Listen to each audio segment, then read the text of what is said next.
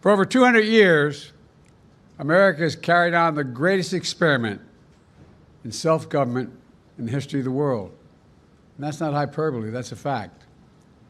We're the people. The people vote and choose their own leaders, and they do it peacefully. And we're in a democracy. The will of the people always prevails. Yesterday, I spoke with President-elect Trump to congratulate him on his victory. And I assured him that I'd direct my entire administration to work with his team to ensure a peaceful and orderly transition. That's what the American people deserve. Yesterday, I also spoke with Vice President Harris. She's been a partner and a public servant. She ran an inspiring campaign, and everyone got to see something that I learned early on to respect so much, her character.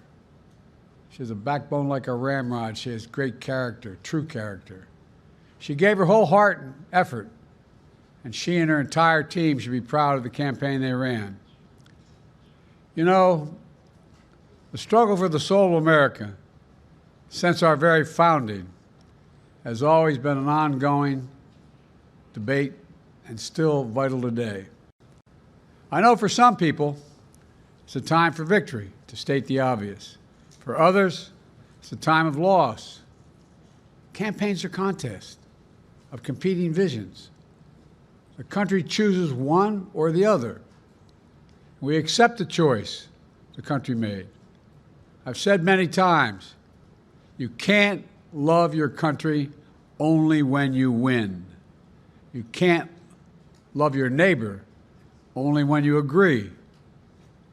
Something I hope we can do, no matter who you voted for, is see each other not as adversaries, but as fellow Americans.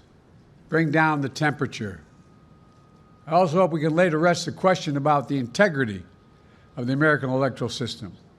It is honest, it is fair, and it is transparent. And it can be trusted, win or lose. I also hope we can restore the respect for all our election workers who busted their necks and took risks at the outset. We should thank them. Thank them for staffing voting sites, counting the votes, and protecting the very integrity of the election. Many of them are volunteers who do it simply out of love for their country. And as they did their duty as citizens, I will do my duty as president. I'll fulfill my oath, and I will honor the Constitution. On January 20th, we'll have a peaceful transfer of power here in America. To all our incredible staff, supporters, cabinet members, all the people who have been hanging out with me for the last 4 years, thank you so much. You put so much into the past 4 years. I know it's a difficult time. You're hurting.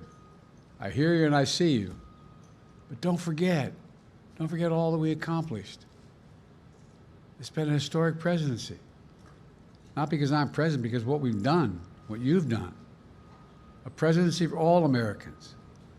Much of the work we've done is already being felt by the American people, but the vast majority of it will not be felt over the next 10 years.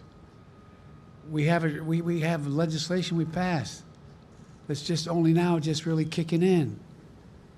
We're going to see over $1 trillion worth of infrastructure work done, changing people's lives in rural communities and communities that are in real difficulty because it takes time to get it done. And so much more it's going to take time, but it's there. The road ahead is clear, assuming we sustain it.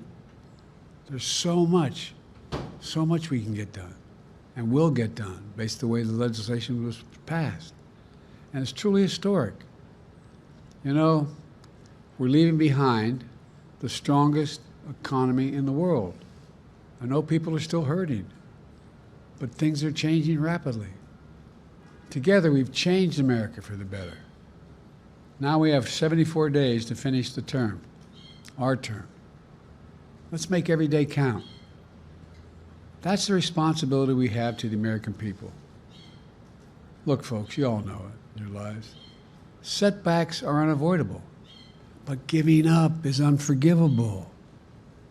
Setbacks are unavoidable, but giving up is unforgivable. We all get knocked down. Remember, a defeat does not mean we are defeated. We lost this battle. The America of your dreams is calling for you to get back up. That's the story of America for over 240 years and counting. It's a story for all of us, not just some of us. The American experiment endures. We're going to be okay, but we need to stay engaged. We need to keep going. And above all, we need to keep the faith. I'm so proud to have worked with all of you. I really mean it. I sincerely mean it. God bless you all. God bless America. And may God protect our troops. Thank you, thank you, thank you.